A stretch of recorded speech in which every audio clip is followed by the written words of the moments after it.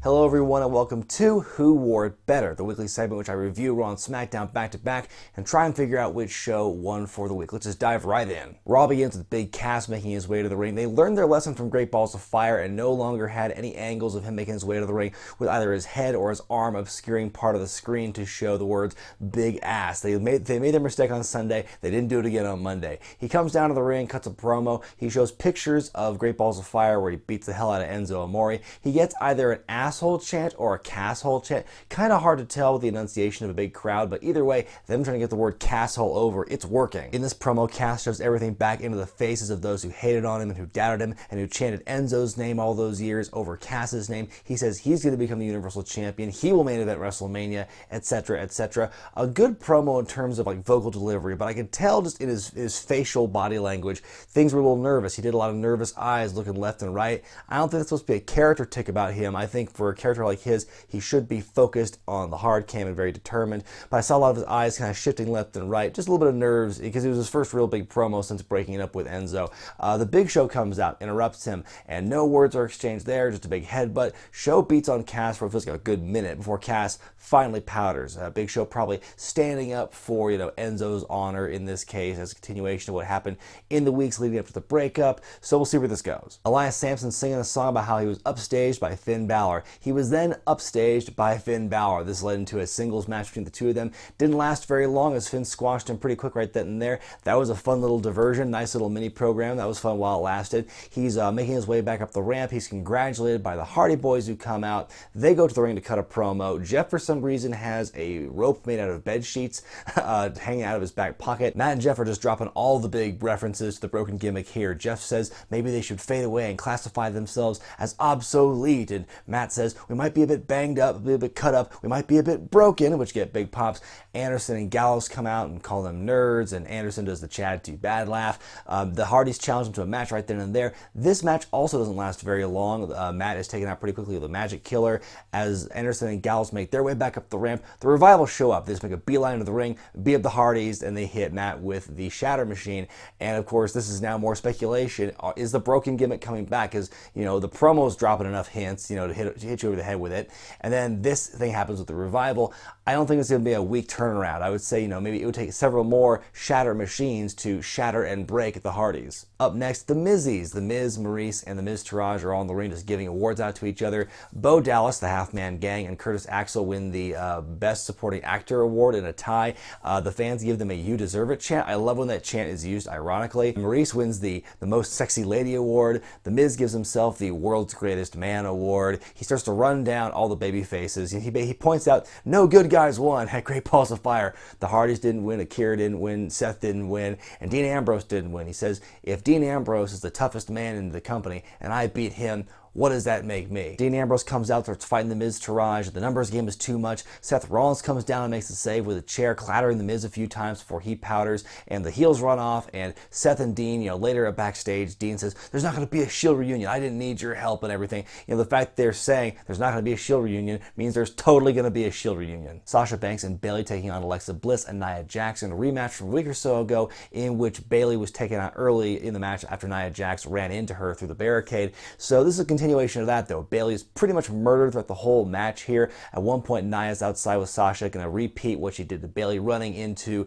the barricade, but she whiffs it. Well, that's going on. Alexa's going for a DDT, but Bayley out of nowhere just turns into a schoolboy, rolls her up to win the match. So that's interesting to have Bayley just get murdered throughout the whole match and have one hope spot, essentially, of her just coming back with a roll-up to win the match, beating the champion. We've seen this kind of thing before where Bayley gets like the plucky win over the champion. We've seen this happen against Alexa Bliss as well, and Charlotte, etc. So it seems weird. Are they going to have like Bayley and Sasha co-fighting for the title at this point? I don't know what they're going to do here. Finally, R-Truth and Goldust get to have their singles match on Raw. Even though Goldust said in his promo before this, it was the Shattered Truth Part 2. I'm calling it Part 3 because I'm including that first week with the cameraman in the ring and getting all the action there. This is a good back and forth match. I really enjoyed it. It's just a shame the crowd didn't. The crowd was really dead for this match for some reason. I don't know why. I think there's been a lot of good good build for this match in promos, and we're seeing this physicality happening, in the weeks leading up to it. And for the match to have such a little heat to it, it was a little disappointing. Goldust wins after he kicks out of the axe kick, throws R-Truth into the corner post, and hits him with his own finisher. So it's a good extension befitting the rivalry, and it kind of leaves it open-ended to let you think they might be doing more with it. I hope this isn't the last encounter. I hope they do this again in front of a better crowd, honestly. If this is the end of the feud and Goldust moves on to something else, great. After hyping it for 2 hours, Kurt Angle's in the ring to give an update on the medical condition of Braun Strowman after Great Balls of Fire, and the update is, there is no update. We have no idea what his problem is, but he's going to be gone for a little while. So I guess this is a way to cool off on that big stunt before he comes back in dramatic fashion to, I would hope, get involved somehow in the SummerSlam main event. But we'll say that for a couple minutes from now. He invites Brock Lesnar and Paul Heyman to come to the ring. Angle puts Lesnar over in a big way. He wants to discuss plans for SummerSlam, but Heyman goes, peace out, we're gone. As they're leaving, Roman Reigns interrupts. Angle says that Roman went too far at Great Balls of Fire, what he did with Braun Strowman, and Roman's retort was, you think I went too far? You guys were all part of the Attitude Era. Well, Kurt Angle, yes, he was. Heyman, you might say he counted because he was part of ECW, like during the Monday Night Wars, that same time period, but Brock Lesnar is demonstrably false. Roman says he was doing everyone a favor by taking out Braun Strowman because Kurt Angle didn't know how to, and that he said Brock was never around to do it, which gets a big audible ooh from the crowd, a big stare down, and Roman says he wants to be fighting Brock at SummerSlam for the title, because after all, he did name himself #1 contender, you might recall a few weeks ago, guys, and Brock says, you ain't earned shit, he's not going to fight him. He says no. Samoa Joe comes out and says he still wants a shot at the championship because, Brock, that, I had you beat, I had your number. All three guys are yelling. Actually, it's mostly Joe and Brock yelling, and Roman gets like one line in near the end. It's really good stuff, especially from Joe here. Kurt Angle then announces a match for next week where Roman Reigns and Samoa Joe will face off one more time, and the winner of that match goes on to face Brock for the Universal title at SummerSlam. Spoiler alert, it's going to end in some kind of bullshit finish where both guys wind up fighting Brock at SummerSlam. Probably Braun Strowman's going to get involved and make it a fatal four-way. That'd be pretty awesome. But yeah, Kurt says we're going to look forward to SummerSlam. His words, not mine. And then the segment ends there. I thought it was a really strong segment for everyone involved. I think Angle showing his authority was good. I think that Roman getting some good words in on Brock, and then Samoa Joe with just, he's so amped up again. He's very emotional. He's very angry about what happened at Great Balls of Fire. And, Lesnar shaking things off, but occasionally getting rattled when Samoa Joe gets in his face and when Roman says some stuff. Just high tensions and emotions happening here. Great way to build to whatever combination of people they plan on using for SummerSlam. After the commercial break, Kurt's backstage with just Corey going over the mystery text they both received. Kurt has decided he's going to go public with his big secret next week on Raw, and it's very interesting path how he got to that conclusion, because first he said, within 2 sentences, he's like, I can't let this get out. I might have to go public with it. I'm going to go public with it. Like, really quick turnaround from, I can't let this get out, to, okay, I'm going to say it. In like literally 10 or 15 seconds. Cruiserweight time is Neville and Noam Dar take on Akira Tozawa and Cedric Alexander in their concurrent rivalry continuations. The match ends here when Neville gets crotched on the top rope, and Akira, in a similar vein to what happened the night before Great Balls of Fire, kicks the top rope so Neville gets a low blow. Big top rope senton, so Akira gets the win. He's kind of win back over Neville. But between Great Balls of Fire and this spot on Raw, shouldn't that move be considered disqualification? It's basically a low blow. Main event time, Seth Rollins taking on Bray Wyatt. The match we were all least excited about for Great Balls of Fire is your Raw main event. This match was actually still, that being said, it was still a very good match. I think the story of Seth attacking Bray's hand throughout the whole thing was really good, and Bray's selling of the hand was great too, because even when he was on the offensive, he was still guarding his hand and being very ginger with the moves he was doing because the hand was giving him a lot of pain. So good storytelling, good selling in this match here. Ultimately, Bray wins after headbutting Seth in the eye, the injured eye, hitting him with Sister Abby to win the match. Wow. 2 nights in a row where Bray wins the match. Knock me over with a feather, because that's, when's the last time that ever happened? Bray teleports out of the ring, and as Seth is recovering, you see the Miz Taraj make their way through the crowd. So Miz and the Half-Man Gang and Curtis Axel are all making their way to the ring. They're surrounding Seth. Seth starts fighting them off, but Dean Ambrose makes a save, returning the favor from earlier in the night. We're totally getting a Shield reunion, folks. I mean, it's inevitable at this point. Actually, I think what they're building toward here is possibly a tag team match. So you've got Seth and Dean reuniting against the Miz and Bray Wyatt. quiet and unlikely alliance. I don't want to see those rivalries continue into singles mode going to SummerSlam. So I think them kind of combining the two into a tag team match would behoove all the parties involved. And the final thing we see on Raw is Kurt backstage on the phone talking to some mysterious individual, the center of the whole texting mystery between he and Corey Graves over the last several weeks. And he says, we're going to go out together next week and tell the world what's going on. He says, I love you, hangs up the phone. Who could this love interest be? I mean, the easy answer is Stephanie McMahon, because, maybe it's some big payoff to a 17-year storyline we've been having, the love triangle thing that was brewing many years ago between Stephanie and Triple H and Kurt. I think it'd be funny if it was Dixie Carter as the mystery woman, just to give the company the excuse to publicly shit on her for months. But I thought maybe even Summer Rae. We haven't seen her on TV in several months. Maybe this is their way of bringing her back. To me, it could be anyone at this point. Place your bets. Before we move on to the SmackDown portion of this review, I do want to stop and thank the fine folks at SeatGeek for sponsoring this week's edition of Who Wore It Better. SeatGeek is an app you can download on your iOS or your Android device, which aggregates a bunch of ticket vending sites from all over the world for concerts, sporting events, WWE, you name it. You can find a ticket at a price that fits your budget at SeatGeek. The app shows you their ticket deals with a color code or a 1 to 100 point numerical score. There are no hidden fees with SeatGeek, and also with certain events you can click on the ticket and actually see the view you'll be getting from that seat. There's no better way or smarter way to buy tickets online than with SeatGeek. SeatGeek is a big supporter of Wrestling with Regret, and if you want to show your support as well and save some money while you're at it, download the free SeatGeek app using the link at the top of the description of this video. Go to the account tab, type in Zane at the promo code, and you'll get $20 back on your first order. SmackDown begins the video package showing what happened on Friday night, that house show at Madison Square Garden, in which AJ Styles beat Kevin Owens to become the new US champion. See all the social media reactions on Twitter and on YouTube, including appearances from Luigi PS3 and also from Wrestling Days. So congratulations to you guys for making it into the hype package they opened the show. By the way, there was a rumor floating around that Kevin Owens won the belt back at a house show in Corpus Christi that weekend. Obviously, that did not happen. It's like, just look it up on the results online. A 3-second Google search will show you that that was not the case. The match was Baron Corbin, AJ Styles, and Kevin Owens in a triple threat that AJ won. So no, Owens did not win the belt back. That, obviously, watching the show, that rumor was proven false. So now that Kevin isn't the champion at the moment, that means my jingle is dead. I had to come up with some kind of new AJ Styles themed jingle. Maybe like, America, screw it, I'm not going to do it. Styles makes his way to the ring and says he's bringing back the US Open Challenge, and who's the first person to respond? None other than John Cena, who of course made the US Open Challenge famous when he was a champion a couple of years ago. They're about to have their match right then and there when suddenly Kevin Owens comes out to interrupt, and he says he demands a shot at the belt. As Cena is running him down, Rusev comes into the ring and jumps John Cena. Kevin Owens hits the pop-up powerbomb on Styles. Rusev has Cena in the Accolade. A cool spot for Rusev here, especially after what happened last week, a kind of lackluster return with a promo battle with Cena. So yeah, heels look good here, and that's our main event basically for the show, as a tag team match, faces and heels. In a non-title match, you have Jinder Mahal taking on Ty Dillinger. Second week in a row we've seen him. It's amazing. First we see him never, now he's there 2 weeks in a row. Oh my god, the sky's falling. It's amazing. This match is pretty one-sided. Jinder's working over Ty for the bulk of it. Ty does have a brief comeback near the end with some corner punches, but then he's shoved off, hit with a high knee strike by Jinder. Somebody's been watching Kenny Omega matches. He hits Ty with the Kalash to win the match. He cuts a promo saying that next week he's bringing the Punjabi prison for show and tell.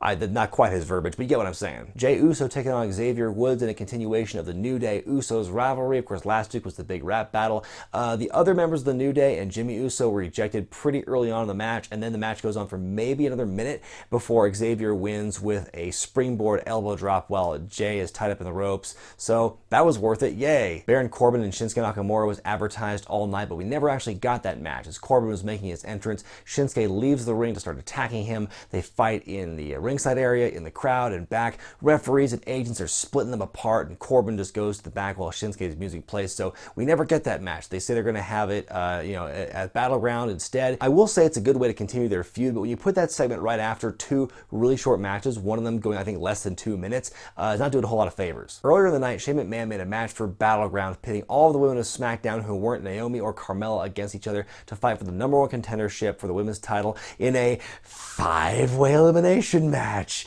Which then leads to a tag team match later in the night where it's Becky Lynch and Charlotte taking on Natalya and Tamina. Lana makes her way down to the ring about halfway through, down to the ringside area to watch. Becky's taking all the heat here. Charlotte with the hot tag and the big comeback. She's looking strong, but while she has Natalya down, she's distracted by Lana, who gets up on the apron. With the distraction, Natalya tags in Tamina, and so, Charlotte thinks that Natalya's still legal, puts her in the figure 4, but as she's doing that, Tamina runs in, kicks Charlotte in the face, and pins her to win the match. So what is this relationship with Tamina and Lana? Is Tamina just teaching Lana to do the same stuff she was doing when she was managing Rusev a couple years ago? Mike and Maria Kanellis are backstage demanding an apology from Sami Zayn, who at this point doesn't even know what he's apologizing for. Maria slaps him in the face, and Mike takes the glass vase full of flowers that's in the background and slams it in the back of Sami Zayn's head. So now this angle we've been seeing between the two of them has finally reached its violent crescendo. So now we're going to finally, I'm sure, have our match at Battleground. This week's edition of the Fashion Files is Runaway Walker Texas Ranger featuring Chuck Norris. Not really, because they're in Texas, so they got to have that cowboy theme. Fandango's on the toy horse going down the hallway. He named it Tully. I think it would have been a cooler nod if he actually named it Pepe after Chavo's horse. They are accusing the Hype Bros of being the one attraction in their office. The Hype Bros are denying it and furthering their little beef going on when Mojo eliminated Zack Ryder in the Battle Royal last week. Well, that's going on. Pepe, or Tully, I guess he's called. Tully is kidnapped from under their noses. Who could have done this? Ghosts, aliens, ghost aliens, and they tease to next week where the Fashion Files will apparently be X-Files themed. I can't wait for that one. Main event time, Kevin Owens and Rusev taking on John Cena and AJ Styles, the one-time bitter rivals, partners on this night with a mutual understanding that they respect each other, and they will fight for the US title eventually, just not on this night. They've got each other's backs. Not much to say about the match in particular. It was what it was. All 4 guys are very entertaining, obviously, so it makes for a good match in the ring. But again, nothing earth-shattering going on. It was just a continuation of their concurrent feuds going into Battleground. Very interesting to see John Cena taking the bulk of the heat in this tag team match. Usually he's the one with the hot tag, but in this case it was AJ Styles who did a lot of the hot taggery near the end. Styles hits the phenomenal forearm on Rusev, does a Pele kick to Kevin Owens. John Cena hits KO with the attitude adjustment to win the match for the good guys. He and Styles have a brief stare down, then they raise each other's arms to end the show, and that's how SmackDown went. Time now for me to decide which show won for the week, Raw or SmackDown. Now, Raw obviously is in the bridging the gap mode between Great Balls of Fire and SummerSlam. SmackDown still has to go through Battleground to get the hype for that out of the way before talking about SummerSlam. So both shows are at different points in the story progression.